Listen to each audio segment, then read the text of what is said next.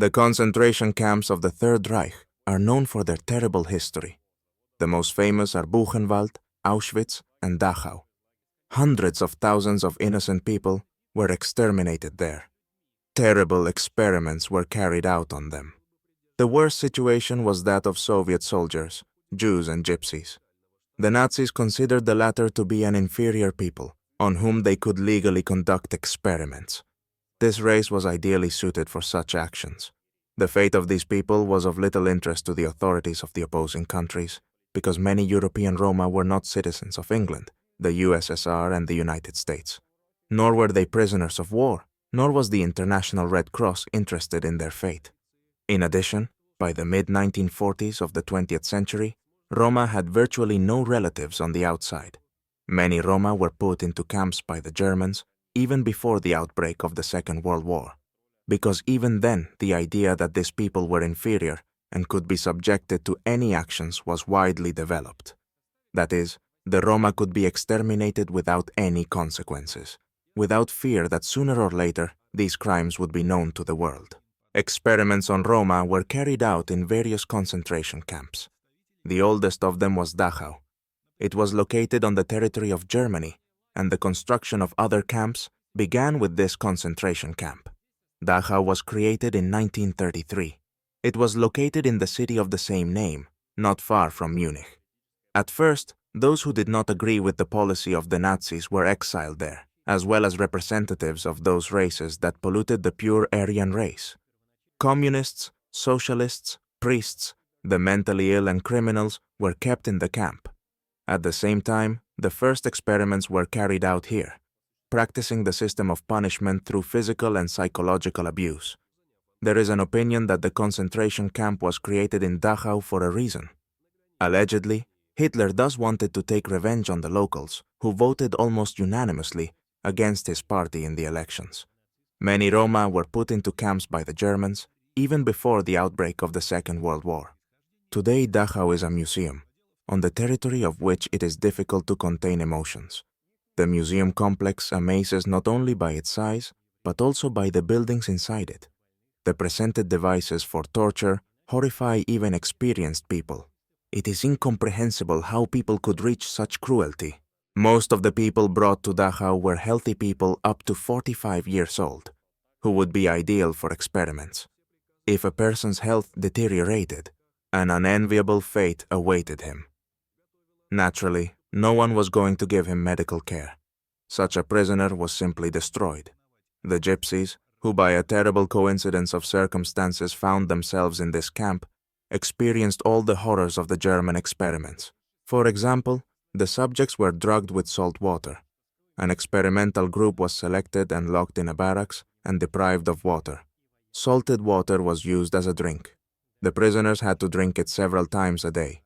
But the purity of the experiment could not be achieved. Despite the fact that the guards threatened the prisoners very seriously, many people refused to drink the disgusting water, or drank it in smaller quantities. Therefore, it was not possible to achieve an objective picture of the effect of salt water on the human body. The other part of the experiment was to use desalination tablets. Such a tablet was dropped into a glass of seawater. It was supposed to bind the mineral salts and they would precipitate out, and as a result, the seawater would be drinkable. But the pill didn't make the water clean and healthy. The level of water purity was tested, again, on Gypsies. They had to drink so-called desalinated water.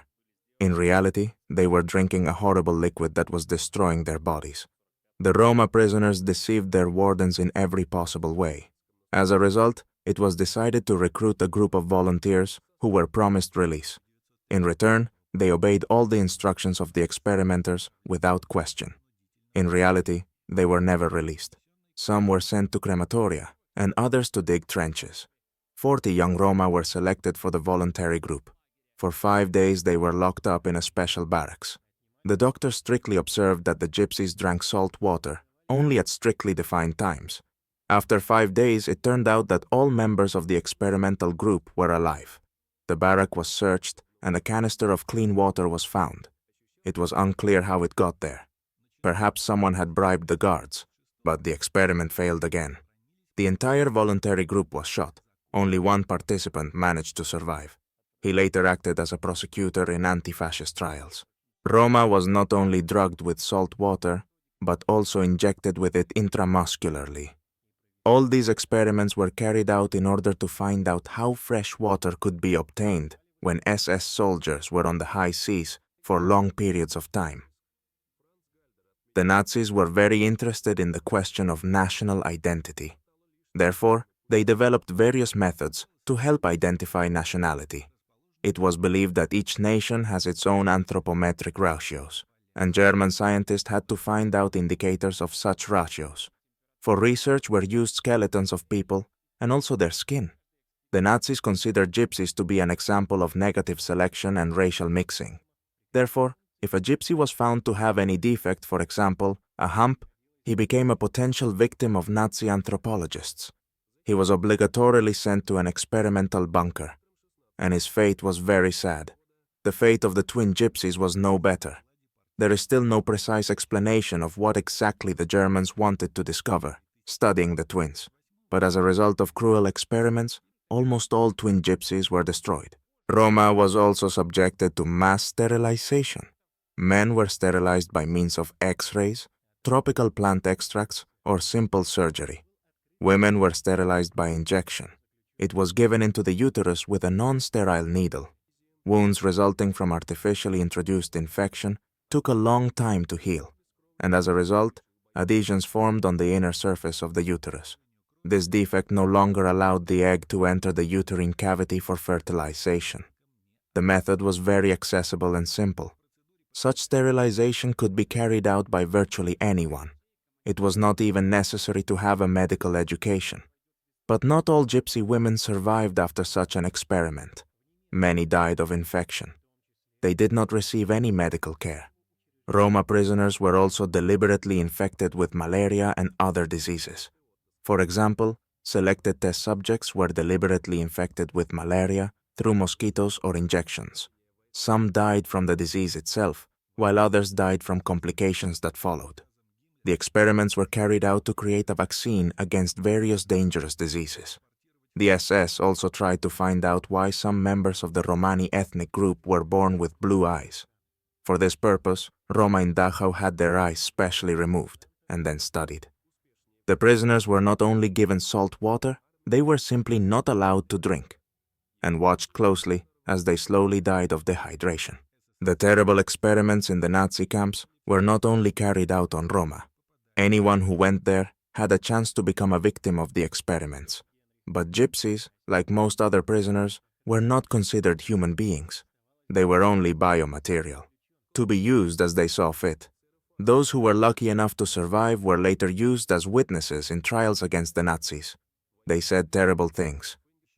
But some members of Hitler's top brass genuinely did not understand what they had done. They were simply experimenting on non-humans to figure out how to create a great Aryan race. Dachau today is a reminder of what ideology should not be glorified. People must remember how not to behave towards other peoples, must understand how to avoid a new spread of fascist hegemony.